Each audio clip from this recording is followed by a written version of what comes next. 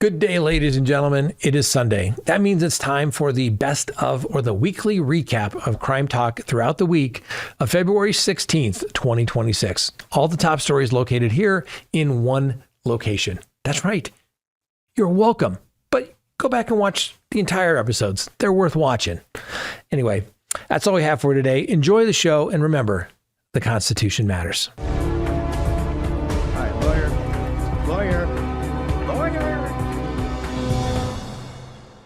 Nancy Guthrie's disappearance enters its third week, and now there's claims that she's in Mexico. That's right. So the investigation into the abduction of Nancy Guthrie, the 84-year-old mother of NBC Today's co-anchor Savannah Guthrie, has reached its now 16th day, ladies and gentlemen, with authorities intensifying efforts through forensic analysis and public appeals.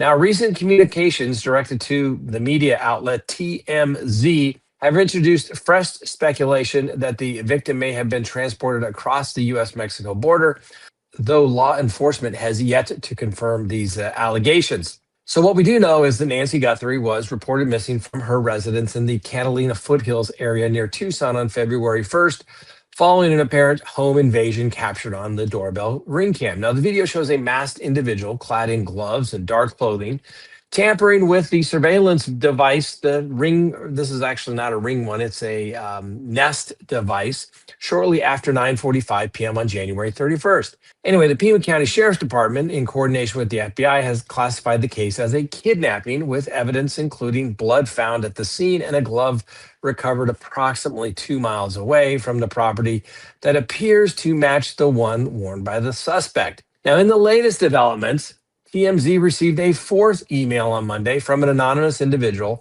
claiming firsthand knowledge of Guthrie's whereabouts. Now, the sender allegedly observed her south of the border 5 days prior, accompanied by multiple individuals, and identified a main individual involved in the abduction.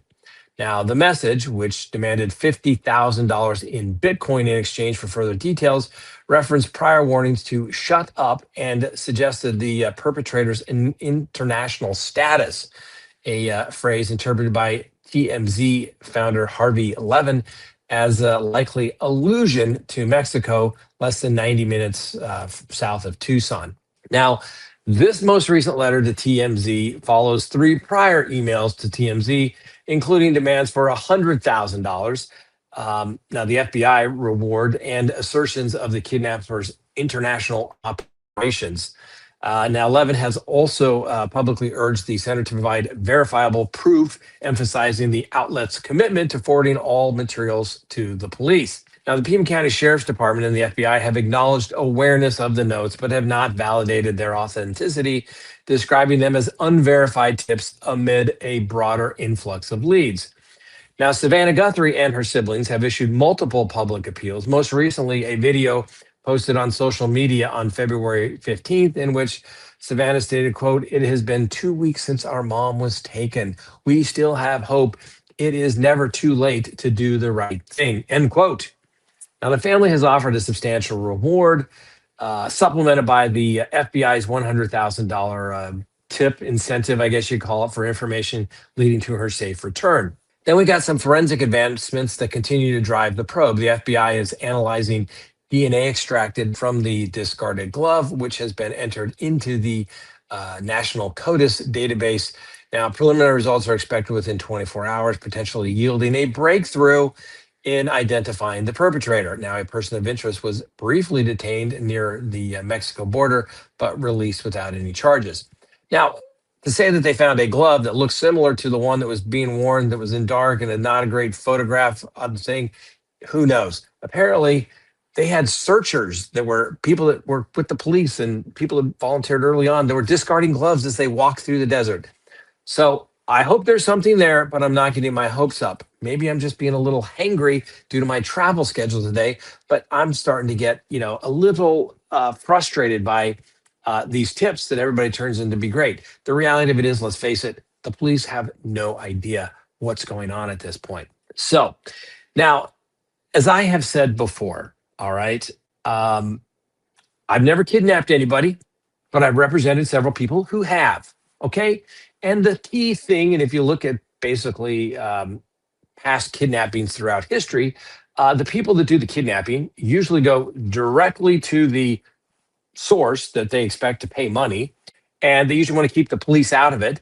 They don't usually send, letters and emails and whatever the mode of communication was at the time to a third party, hoping it's going to get sent to the police because they don't trust the police. Of course, they shouldn't trust the police. They're going to arrest you because you have this information and potential knowledge as to the case. So, as time goes on, and as I've said this almost, I don't know, a week and a half ago, I think zero chance that these notes have any credibility whatsoever.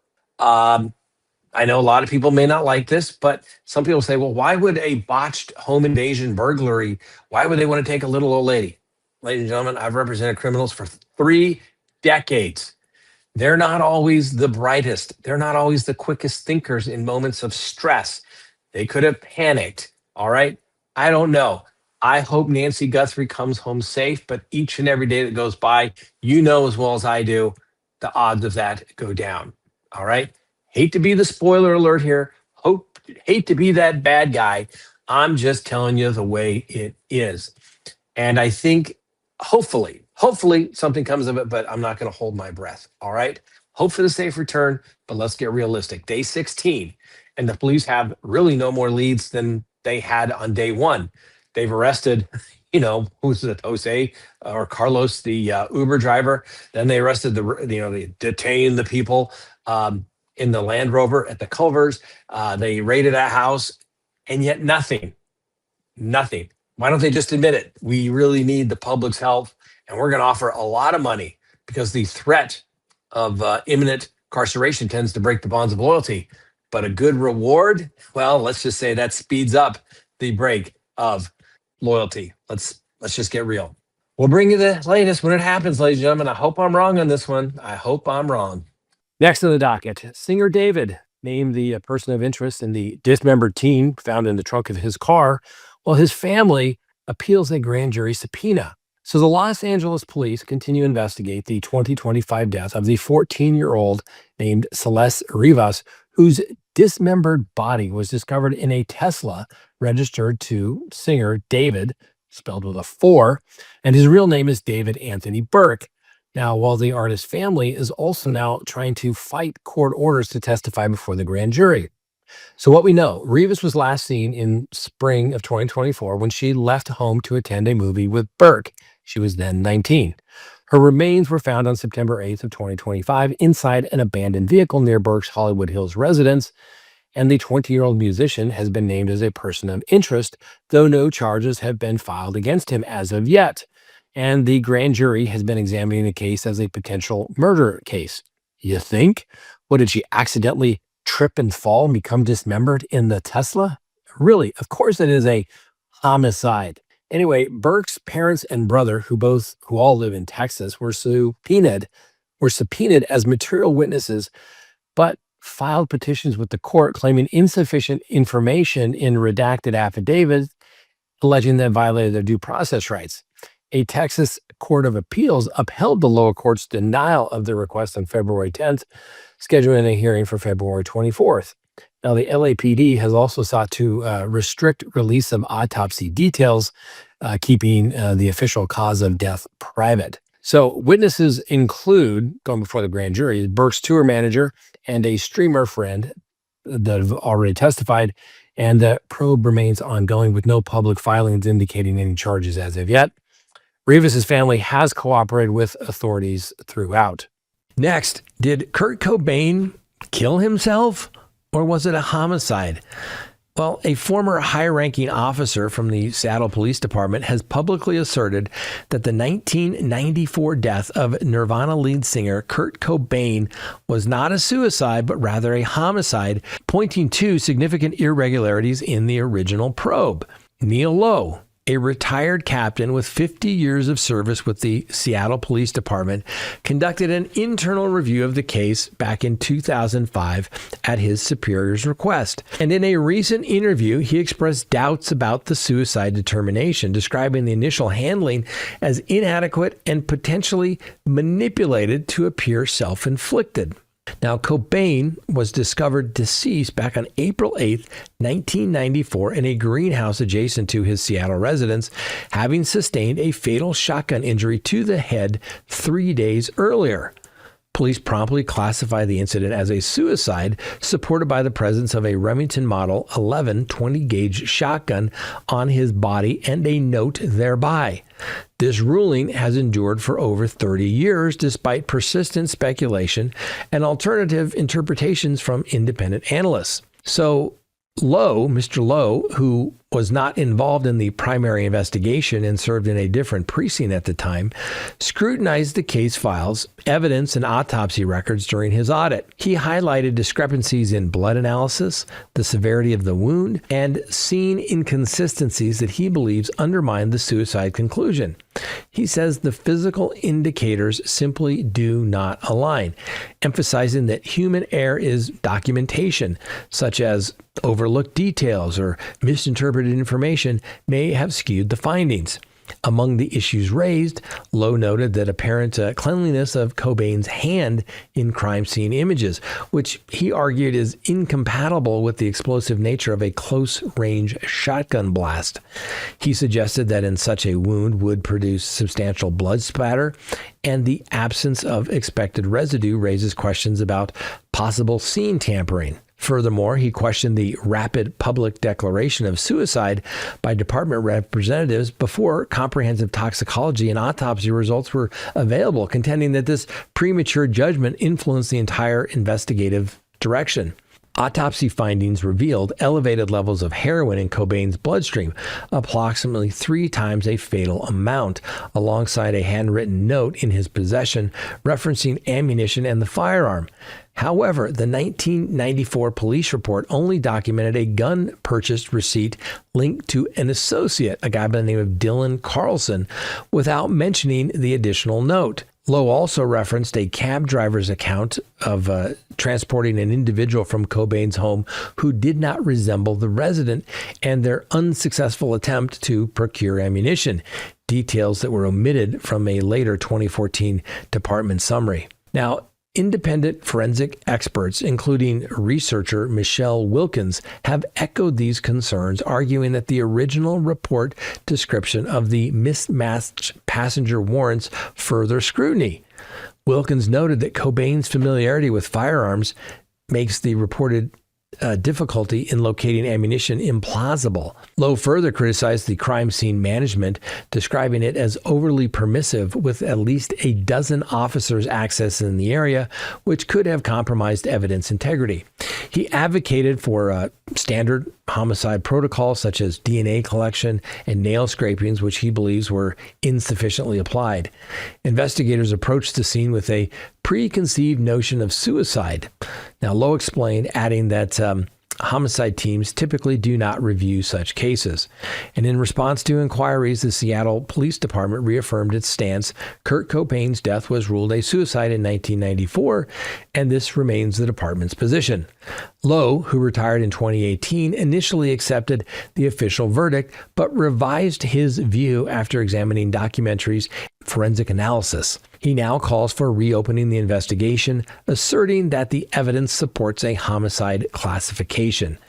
Now, this perspective from a seasoned law enforcement veteran adds some weight to ongoing debates, including a recent study by an independent researcher challenging the suicide narrative. Now, while audits like the one Lowe performed aim to verify procedural compliance rather than after outcomes, his findings underscore potential oversights in one of rock music's most scrutinized tragedies. I say open it up, man. Open it up. Just something to think about. Guy leaving the scene, ammunition in his pockets. I don't know. It's interesting. I don't know. Always love a good mystery. Not a huge conspiracy theorist, but always love a good mystery indeed. That's right. The bombshell arrest. The disgraced ex-Prince Andrew detained and ultimately released for misconduct in regards to the Epstein files. But no sex involved, ladies and gentlemen. That's right. So today, Andrew Mountbatten Windsor, formerly known as Prince Andrew, was arrested at his residence at the Sandringham Estate in Norfolk, marking a significant escalation in the investigation tied to his association with Jeffrey Epstein. Now, the former prince was taken into custody by the Thames Police Department there on suspicion of misconduct in public office, stemming from allegations that he shared confidential UK trade documents with Epstein during his tenure as the nation's special representative for international trade and investment from 2001 through 2011. Key evidence includes some unsealed emails from November of 2010 in which Andrew reportedly forwarded sensitive reports on official visits to Vietnam, Singapore, and Afghanistan, potentially violating the Official Secrets Act and sparking discussions about investment opportunities. I think they refer to that as insider information, wouldn't you? Anyway, hey, if it's good enough for our members of Congress, by God, it should be good enough for the royal family. Anyway, these actions could result in a life sentence for the former prince if he's convicted. Now, the arrest was conducted without prior warning to the royal family, prompted immediate reactions from senior members. King Charles III expressed profound concern in a formal statement, affirming that the law must take its course and pledged full cooperation with the investigation, a position endorsed by the Prince and Princess of Wales as well. Now, Queen Camilla declined to comment when approached by the media, and Andrew's ex-wife, Sarah Ferguson, and daughters, Princess Beatrice and Eugenie, have remained silent, with reports indicating Ferguson may be abroad. Broader implications include calls for Andrew to testify before United States Congress on his ties to Jeffrey Epstein, alongside criticism from American politicians highlighting the disparities in handling of the Epstein-related cases. Now, a lot of people have characterized Andrew as exhibiting narcissistic traits and persistent victim mentality, suggesting he views himself as unfairly persecuted despite evidence against him. Additional revelations point to Epstein's financial support for Ms. Ferguson after their divorce, and to Andrew's efforts to appoint Epstein's associate, David Stern, to influential positions. Now, as the investigation unfolds, searches continue at properties linked to Andrew, obviously showing how serious these allegations are against a once prominent royal figure. Well, what can you say, ladies and gentlemen? I guess you could say at least, we've had lots of resignations of CEOs and, corporate counsel to Goldman Sachs and things of that nature for their ties to Jeffrey Epstein. But at least, I guess something's coming from this.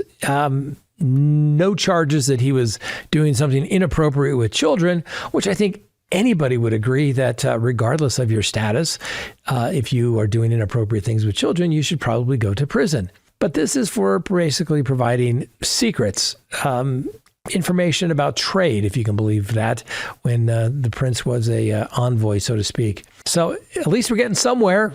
At least somebody's being held accountable. So I guess if one person in England is being held accountable, potentially the former prince, I guess that makes it equal with the total number of people that have been held accountable here. Ghislaine Maxwell.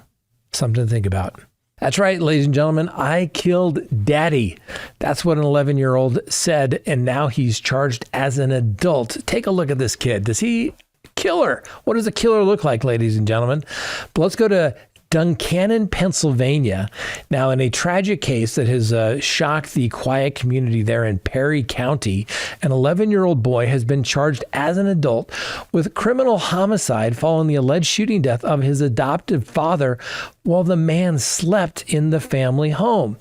Now, according to the Pennsylvania State Police and court records, the incident unfolded in early morning hours of January 13th of this year. Now, at the Dietz residence on South Market Street in Duncannon Borough.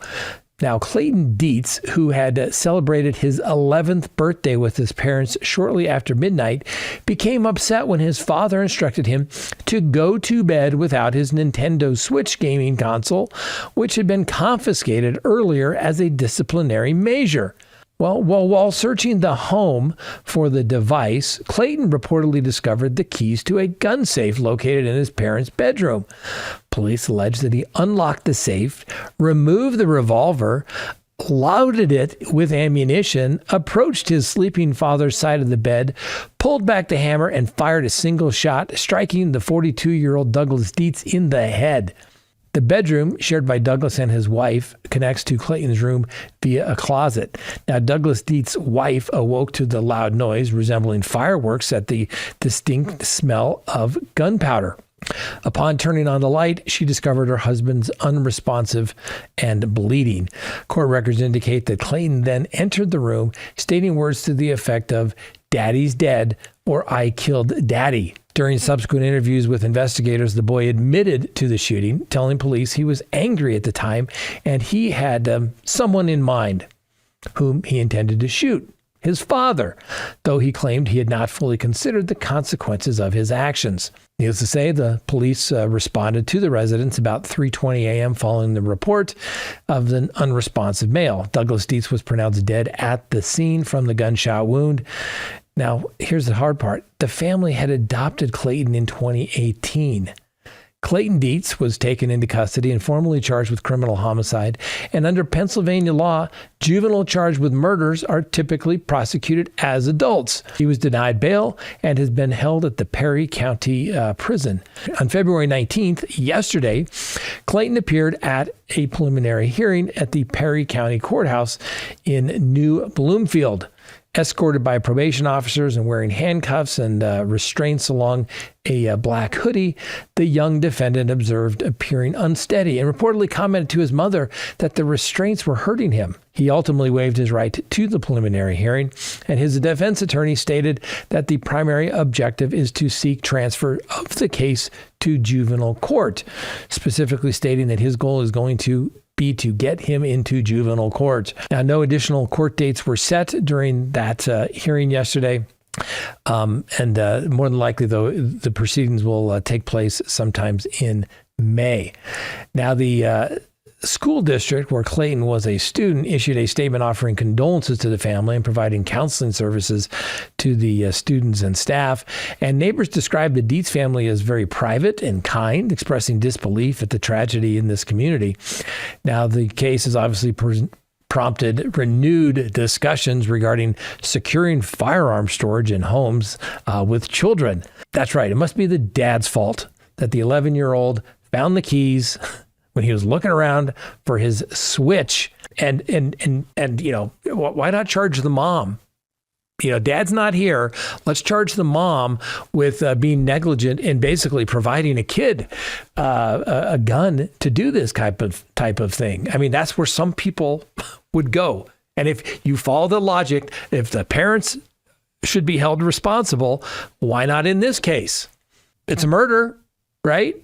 Is it because it wasn't at some school? So therefore, well, maybe the parents, you know, they just didn't know. Oh, because they were asleep? Or even an 11-year-old can sneak around and not let somebody know what's going on, right? So for all the people that, you know, we talk about the, you know, unique novel theories, a gun was used. Parents should have known, 11 years old, they should have hit it better. That's negligence on their part. Charge them all, I say, right? No. But this is what happens. You have to show absurdity with absurdity, ladies and gentlemen. Anyway, as this legal process continues, Clayton Dietz is presumed innocent, obviously, until found guilty in a court of law. And like I said, we'll see where this goes, whether this case gets transferred back to juvenile court, where it probably should. I get it. He's a juvenile, charged as an adult, but he's 11. Okay. And most 11-year-olds want to play with their video games. And like he said, really didn't appreciate the consequences, obviously. Tragic story all around. So many things that could come from a discussion in that particular case, indeed.